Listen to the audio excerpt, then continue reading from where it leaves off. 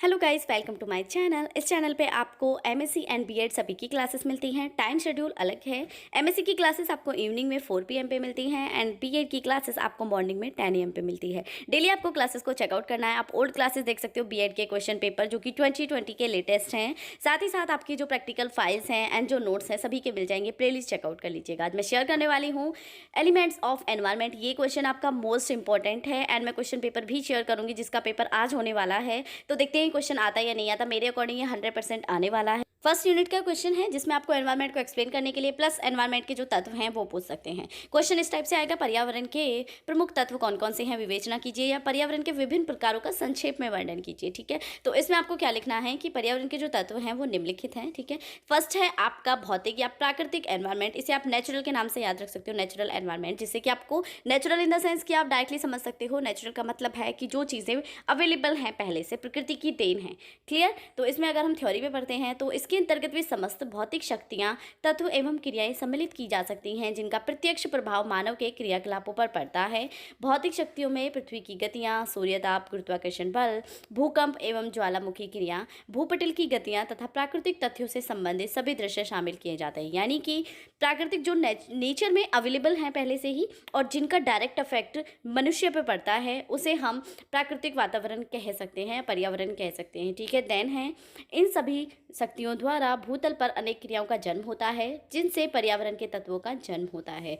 इन शक्तियों अथवा क्रियाओं और तत्वों का सम्मिलित प्रभाव मानव के क्रियाकलापों पर पड़ता है। अगर हम बात करते हैं कि जो आपका नेचुरल एनवायरनमेंट है उसकी जो भी क्रिएटिविटी होती हैं या जो भी उसमें क्रियाएं रिएक्शंस होती रहती हैं उनका अफेक्ट मानव पे पड़ता ही पड़ता है। वो उसकी हेल्थ पे, उसके लाइफ शूज पे, वो कैसे अपने जीवन को जीता है, उस सब पे कहीं ना कहीं इनका फ़र्क पड़ता है। फॉर एग्जांपल आप समझ सकते हो कि पृथ्वी की गति का फ़र्क पड़ता है, टेम्परेचर कितना है उसका फ़र्क पड़ता है। आपको पता है भूकंप आ गया या ज्वालामुखी क्रियाएं जो होती हैं वो डायरेक्टली मनुष्य को अफेक्टेड करती हैं। तो वो सभी जो आपकी प्रोसेस है वो आ जाती है भौतिक या प्राकृतिक वातावरण में। क्लियर। अब आ जाते हैं भौतिक पर्यावरण के तत्व, यानी कि इसके एग्जाम्पल्स क्या क्या हो सकते हैं। तो इनकी उत्पत्ति एवं विकास धरातल पर विभिन्न शक्तियों और प्रतिक्रियाओं के फलस्वरूप होता है। भौतिक पर्यावरण के प्रमुख तत्व निम्नलिखित हैं। फर्स्ट वन इज भौगोलिक स्थिति, सेकंड है महासागर और तट, थर्ड है नदियाँ और झीलें, फोर्थ मिट्टियाँ, खनिज पदार्थ, देन है उच्चावच भूमिगत जल, देशों का आकार एवं विस्तार, जलवायु यानी कि वहाँ पे तापमान कितना है, वर्षा कितनी होती है, आर्द्रता कितनी होती है, देन है आपका प्राकृतिक, वनस्पति तथा जैविक तत्व। तो ये सभी वो तत्व हैं जो कि आपके नेचुरल एनवायरनमेंट में आते हैं। तो उपयुक्त सभी तत्वों द्वारा प्राकृतिक पर्यावरण का निर्माण होता है। इन सभी का सम्मिलित एवं व्यापक प्रभाव मानव जीवन पर अवश्य ही पड़ता है। ये सभी तत्व मानव के लिए महत्वपूर्ण निःशुल्क प्राकृतिक उपहार हैं। प्रोफेसर हर्बर्ट सन के अनुसार भौतिक शक्तियों का मानव पर इतना प्रभाव पड़ता है कि मानव जीवन एवं उसके क्रियाकलापों में स्पष्ट दिखाई देता है। क्लियर। जो मैंने आपको अभी एक्सप्लेन किया वो है। तो अभी आपका नेचुरल एनवायरनमेंट की जो फोकस है, जो पॉइंट्स है, शॉर्ट में भी पूछा जा सकता है, लॉन्ग में तो आएगा ही आएगा, शॉर्ट में भी इससे बन सकता है। तो नेचुरल एनवायरनमेंट के रिगार्डिंग क्लियर हुआ कॉन्सेप्ट, जो पॉइंट्स थे वो जो थिंकिंग थी वो सभी। अब देख लेते हैं सेकंड जो कि है आपका सांस्कृतिक या मानव निर्मित पर्यावरण, या इसे आप बोल सकते हो मैन मेड एनवायरनमेंट। ठीक है, जैसा कि नाम से ही आप समझ सकते हो man made in the sense कि मनुष्य ने उसे बनाया है, कुछ वर्क करके, कुछ मेहनत करके, कुछ चेंजेस करके मनुष्य ने अपने लिए जो एनवायरनमेंट बनाया है वो आपका आ जाता है मैन मेड एनवायरनमेंट में। प्राकृतिक वातावरण को मनुष्य ज्ञान, विज्ञान एवं तकनीकी विकास द्वारा परिवर्तित कर उन्हें अपने अनुरूप ढालने का प्रयास करता है। यानी कि जो नेचुरल एनवायरनमेंट है ना, उसमें कुछ ना कुछ चीज़ें अवेलेबल हैं, बट मनुष्य क्या करता है उसमें थोड़ी सी साइंस लगा के, लॉजिक लगा के उसे अपने अकॉर्डिंग चेंज करने की कोशिश करता है। क्योंकि वह यानी कि मानव एक सजीव तथा क्रियाशील इकाई है।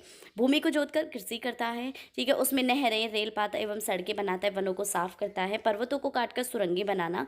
तो ये सभी क्या है, नेचुरल चीज़ें तो हैं, अवेलेबल हैं। वनों को काट रहा है तो वन ऑलरेडी अवेलेबल है, वो नेचुरल में आ जाते हैं, बट उसे काट के वो अपने लिए उपयोगी गेट बना रहा है या उनका जो यूज़ कर रहा है, जो भी वुड का यूज़ कर रहा है, तो वो क्या कर रहा है कि वो जो एनवायरनमेंट है वो आपका मानव निर्मित एनवायरनमेंट में आ जाएगा, क्योंकि वो उसने खुद ने बनाया है। रेल की जो पटरियाँ बनती हैं, सड़कें बनती हैं, वो सब मैन मेड है, मानव ने बनाई है, अपनी सुविधा के लिए बनाई है। ये सुविधा के लिए, उस पर फोकस नहीं करना है हमें। वनों को काटना हानिकारक है, बट अभी हम उस पॉइंट पे नहीं जा रहे हैं, हम सिर्फ जा रहे हैं कि आपका मैन मेड एनवायरनमेंट है क्या। क्लियर हुआ यहाँ तक।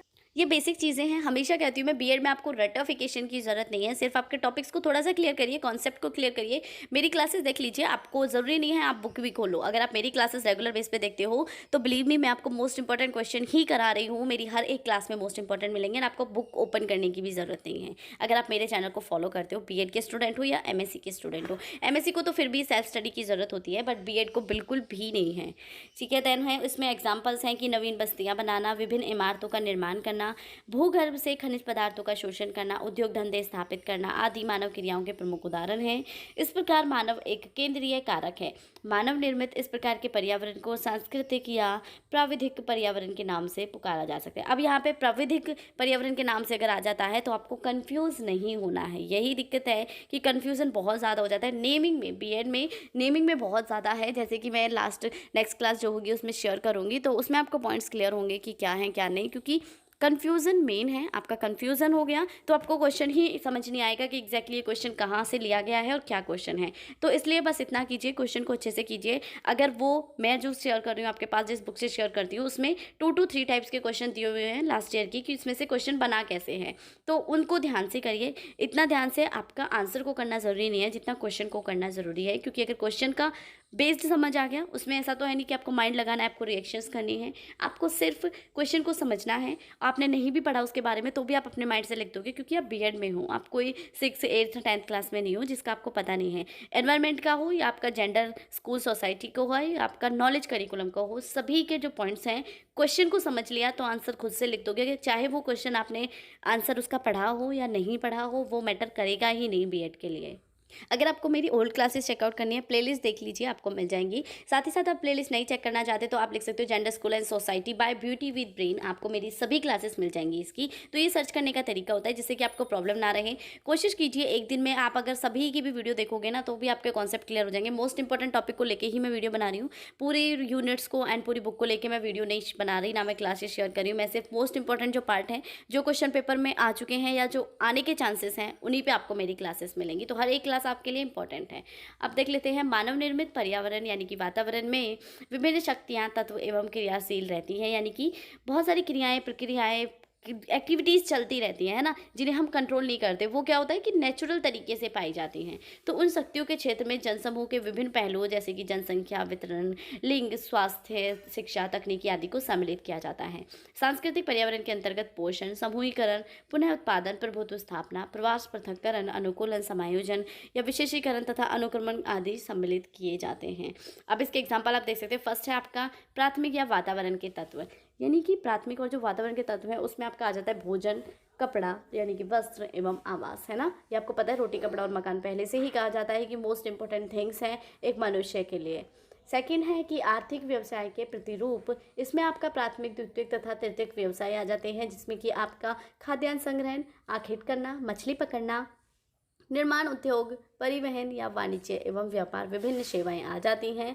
थर्ड पॉइंट है तकनीकी प्रतिरूप, इसमें आपका यंत्र, उपकरण, यातायात एवं संचार के साधन आते हैं। एंड नेक्स्ट पॉइंट है सामाजिक आवश्यकताएं, इसमें आपका शिक्षा सबसे इम्पोर्टेंट है, देन भाषा, दर्शन, धर्म, कला, साहित्य। नेक्स्ट है सामाजिक संगठन, इसमें आपका समुदाय आ जाता है। समुदाय आपको पता ही, जहाँ विभिन्न जाति के विभिन्न लोग एक साथ रहते हैं, है ना, वो आपका समाज जो बनाते हैं, समुदाय उसका छोटा रूप है। देन प्रबंधीकरण, सहकारिता, घर परिवार, सामाजिक प्रथाएं या लोक रीतियाँ। उसके बाद आपका लास्ट पॉइंट है इसमें राजनीतिक संगठन, तो इसमें आपका राज्य सरकारें, संपत्ति, कानून, शक्तियाँ, जनमत एवं अंतर्राष्ट्रीय संबंध आ जाते हैं। क्लियर हुआ? यहाँ के आपका जो क्वेश्चन है वो कंप्लीट हो गया।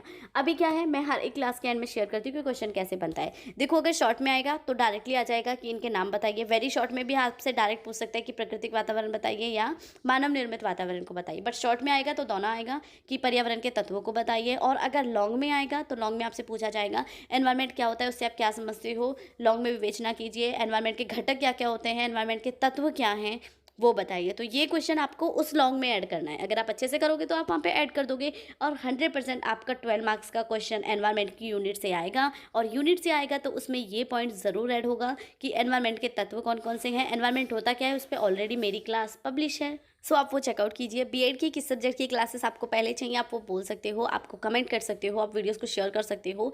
जिसकी नीड स्टूडेंट को सबसे ज़्यादा होगी उसी पे क्लासेस मेरी डे बाय डे शेयर की जाएंगी। मॉर्निंग में 10 AM पे डेली एक क्लास आपको चेक करनी है। हालांकि मैं सोच रही हूँ कि 10 to 12 AM में कभी भी क्लास अपलोड हो जाती है, क्योंकि मॉर्निंग का टाइम होता है एंड आपको क्लास को फ्री होकर देखना होता है। तो कोशिश करते हैं 12 AM की टाइमिंग की, जिससे कि स्टूडेंट को प्रॉब्लम ना रहे एंड वो क्लासेस को रेगुलर बेस पे ज्वाइन कर पाएँ। क्योंकि कुछ क्लासेस मैं लाइव में भी शेयर करने वाली हूँ, यानी कि डायरेक्ट लाइव क्लासेस होगी, आपके क्वेश्चन का आंसर दिया जाएगा एंड आपको टॉपिक को क्लियर कराया जाएगा। कैसा है ये आप मुझे कमेंट करके ज़रूर बताइएगा। So thank you for watching.